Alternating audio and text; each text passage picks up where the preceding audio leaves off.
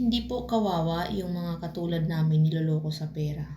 Kasi gumagawa si Lord ng way para maibalik sa amin yung perang nawala. Okay?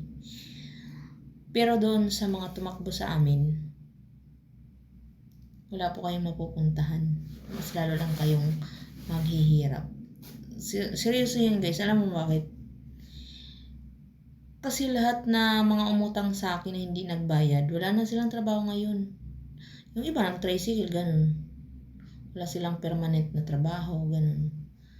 So, swerte pa rin ako guys dahil simula nung natakbuhan din ako ng pera, bukod sa tuloy-tuloy yung trabaho ko, nagkakaroon ako ng overtime, ganun. Parang yung perang nawala, bumabalik naman kasi may mga taong tumutulong sa akin.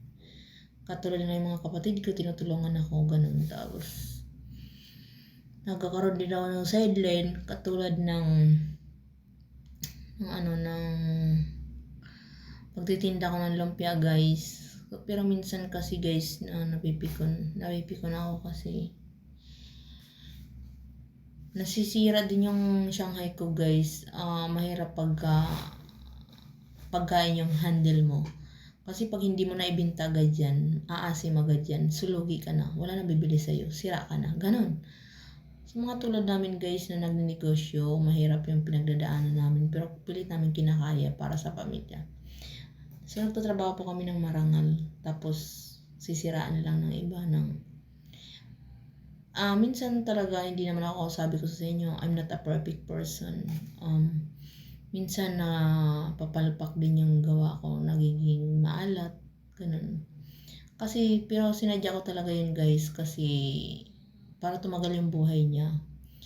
Isipin mo, alas 3 ko pag ginawa, kailangan umabot siya ng alas 10 ng gabi, hindi siya masira.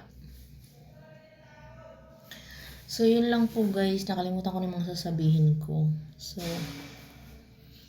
nag-try lang ako mag-makeup guys. So, ganito pala itsura ko pag nag-makeup. Imagine wala pang lip tint yan. Ay, mag-blush on tayo guys. Made in garbage din to guys. So, ayan. Diba? Natural. Diba? Napakasimple ko lang mag-makeup guys. Kala nila nagpabila ako. So, iba daw ang nagagawa ng pera. So guys, nagtitinda lang ako ng lumpia, nagbabasura ako. Kumakain ako ng pagpag guys. Kaya naging ganito yung katawan ko. Pero okay lang. Wala namang naniniwala eh. So I will tell you the truth. Yun ang totoo.